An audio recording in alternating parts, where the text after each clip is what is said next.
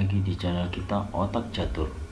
Baik teman-teman, dalam video kali ini kita akan mengulas partai dari Grandmaster Daniil Dubov melawan Grandmaster Vasif Durarbaili, di mana Durarbaili mengawali pion ke E4, dibalas Daniil Dubov dengan pion E5, kuda F3, kuda C6, gajah B5, A6, dan di sini membentuk pembukaan Ruy Lopez dengan variasi Morphy defense, pertahanan Morphy. Gajah mundur ke A4, kuda F6, D4. Langkah teori yang biasa dilakukan oleh putih biasanya yaitu dengan melakukan rokade.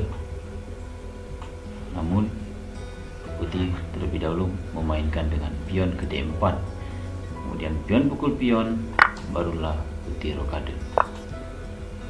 Gajah ke E7, E5, dan kuda menyelamatkan dengan kuda ke E4.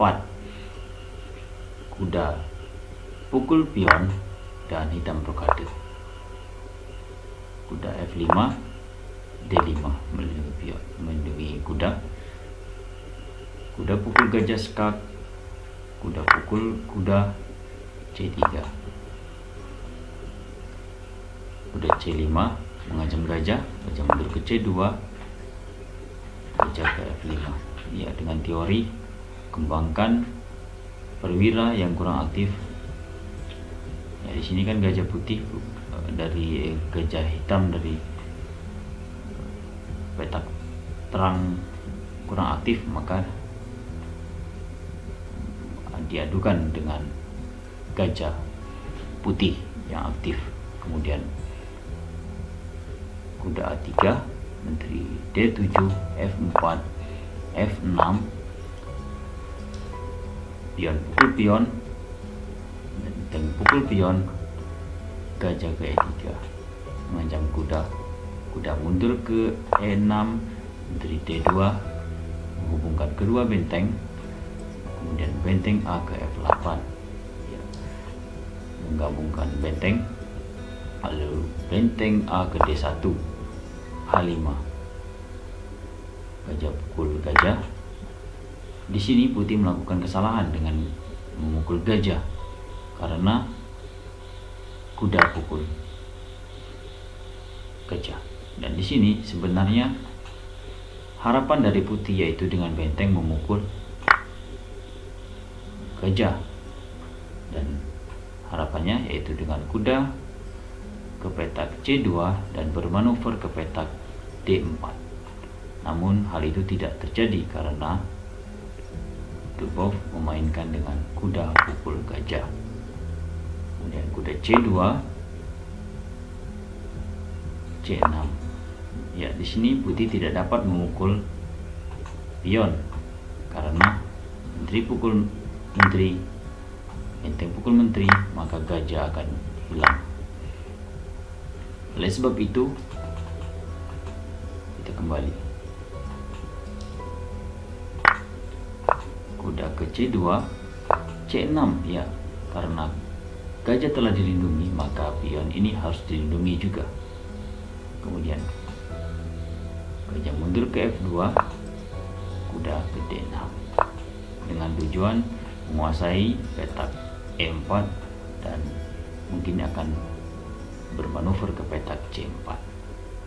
Kemudian gajah ke G3, barulah kuda ke C4, menteri C1 melindungi pion, lalu H4 mengorbankan pion ini. Ya, langkah luar biasa dari Daniil Dubov mengorbankan pion.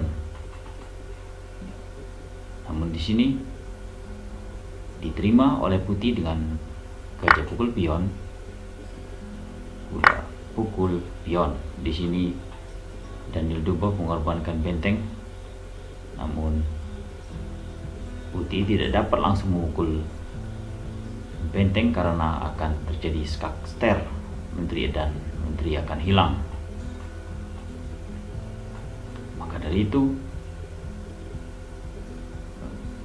putih melindungi petak E2 dengan benteng ke F2. Di sini Daniil Dubov tidak menyelamatkan benteng, melainkan dengan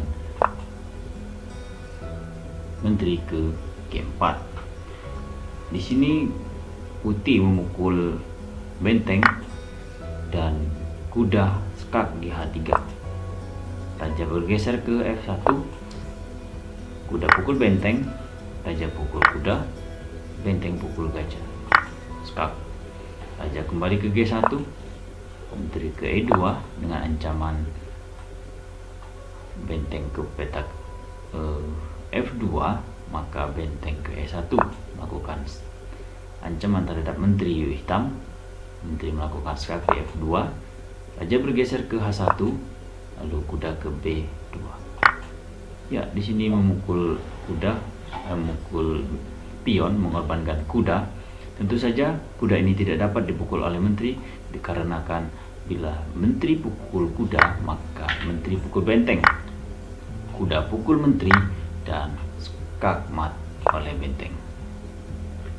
Oleh sebab itu, di langkah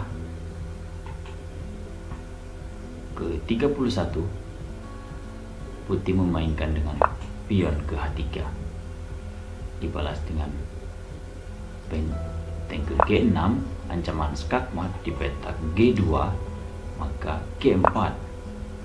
Ya, karena mengapa tidak putih memainkan dengan benteng G1? Ya, langkah ini akan dibalas dengan menteri, kuda akan mengancam menteri dengan kuda ke D3 dan menteri ke D1, maka menteri akan ke G3, ancaman skak mat sekaligus melindungi kuda, dan kuda akan melakukan skak mat. Dan semisal menteri ke F1 dan skak, menteri pukul kuda dan hitam pasti akan menang. Oleh sebab itu, putih memainkan dengan G4. Setelah langkah ke-33, hitam memainkan dengan